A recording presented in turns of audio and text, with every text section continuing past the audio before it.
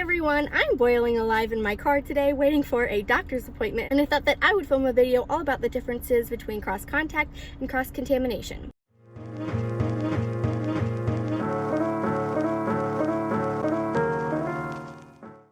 If you're not familiar, my name is Taylor Silverduke. I'm a celiac specialized registered dietitian who has been living with celiac disease for the past 10 years, and I want to describe the differences between cross-contamination and cross-contact because often people with celiac disease use those terms interchangeably, but they are completely different things, and restaurant staff are trained on these differences, which means they know the difference between cross-contamination and cross-contact. And when we are saying cross-contamination, when we mean cross-contact, we are miscommunicating our needs, and we are further perpetuating this misunderstanding with the restaurant industry on what it is that people with food allergies and celiac disease actually need when they're dining in a restaurant. So let's dive into the differences between cross-contamination and cross-contact.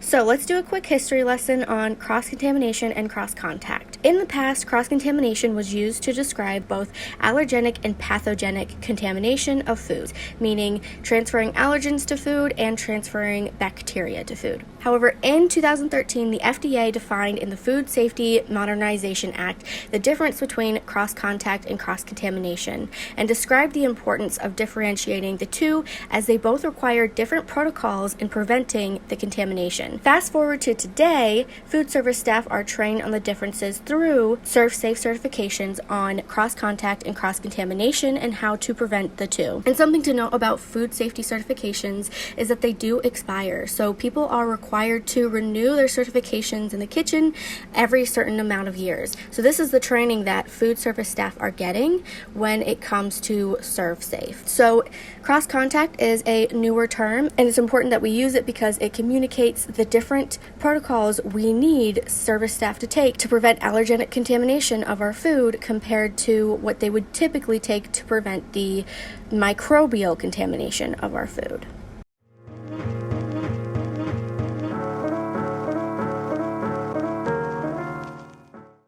So cross-contamination refers to the introduction of biological materials like microbes, viruses, etc. to foods that would not otherwise have them.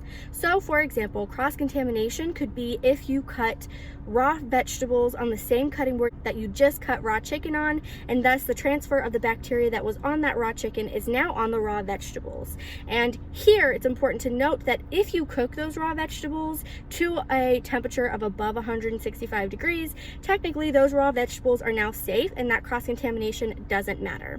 And that's why it's really important to differentiate the difference between cross-contamination and cross-contact, because with cross-contact you cannot cook the allergens out. Again, cutting raw vegetables on the same cutting board you just cut raw chicken on is an example of cross-contamination. Another example could be if you are storing raw vegetables underneath raw meats and that raw meat juice is leaking down onto those raw vegetables. That is also another example of cross-contamination. To make it clear, it is when bacteria or other microbes are contaminating food that didn't already have those microbes. That is cross-contamination.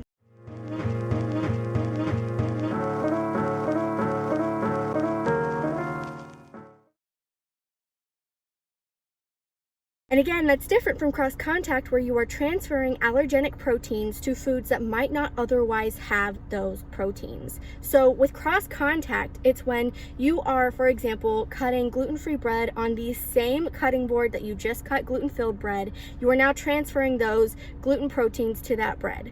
Now, it's important, again, that we're differentiating this because cross-contamination, if you were to grill that bread and make a grilled cheese, technically you would be cooking out that bacteria, and that would transfer to you be cooking out the gluten that could have come into contact with your gluten-free bread. But that's not how it works with celiac disease. That's why it's cross-contact, because it's there and you cannot cook it off. No matter how hot you make that bread, it's not, that gluten is still there. You cannot kill gluten like you can kill bacteria from cross-contamination. And this is one of the huge reasons why it's so important to make sure that you know the difference and restaurant staff knows the difference, because it is a myth in the restaurant industry that you can just cook gluten out. And we don't help that by further perpetuating and talking about cross-contamination as if it's cross-contamination when we mean cross-contact. And that's not to say that you've been ruining the entire world for celiacs if you have been saying cross-contamination. It is something that I think is not widely talked about, which is why I thought I would make this video, because I think it is more important that we spread awareness around the differences between cross-contamination and the needs of avoiding bacteria and viral illnesses versus cross-contact, when we are avoiding the transfer of allergenic proteins to foods that didn't already have them for our populations that have dietary restrictions like food allergies and celiac disease. So those are the key differences between cross-contact and cross-contamination.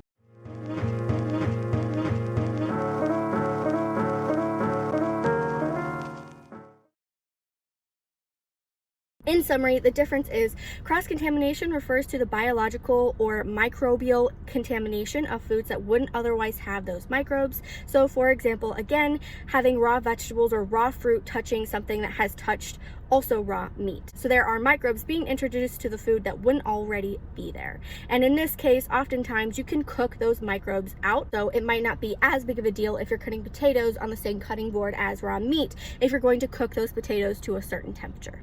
However, that is different again from cross-contact, because cross-contact is referring to the transfer of allergenic proteins to foods that wouldn't otherwise have those allergenic proteins, and that cannot be cooked out. You cannot cook the gluten out. You cannot kill gluten from heat, okay? So those are the key differences. So when you are talking to restaurant staff or when you're talking to your friends, be clear and say, my food cannot come into cross-contact with gluten. Please make sure my food is not touching gluten. Please remember, you cannot cook gluten out of my food. So be sure that it does not ever come into contact with gluten. And just a friendly reminder, I know it's a scary world out there, and cross-contact fears are everywhere, from restaurants to eating at a friend's house to maybe you're preparing something in the kitchen at work. Cross-contact is scary and it does feel like it's everywhere, and I want to remind you that your best tool in fighting cross-contact is soap and water. Not disinfectant, not hand sanitizer, it is soap and water. Before we wrap up this video on cross-contact, I also want to address a myth that I sometimes hear with celiac disease, and that is, if you don't react to cross-contact, it does not matter. And that is absolutely false. If you have celiac disease, not gluten intolerance, I know gluten intolerance, there is a varying level of cross-contact that people react to, and so it really depends on the individual.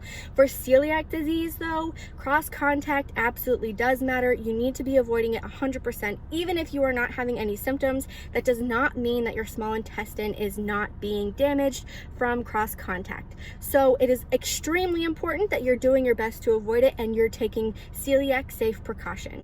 Hopefully this was helpful. Hopefully I've given you some peace of mind and also provided you with a little bit more education to start advocating for yourself better. If this was helpful, drop a comment down below and let me know if you knew the difference between cross-contact and cross-contamination. I am so grateful that you watched this video all the way through. If you have any video requests, please let me know down below. And if you need more help with avoiding cross-contact, this is something that I specialize in and I help clients with every single day. I would love to help you too. There'll be some links down below if you want to work with me. I also have a cross-contact workbook which covers everything cross-contact related to celiac disease. It's super affordable. It covers everything from dining out, eating at someone else's home, setting up your kitchen if you're living in a shared home, so not living in a dedicated gluten-free kitchen, and so much more. It's an amazing workbook, an amazing resource, and if you're interested, I'll also leave a link down below.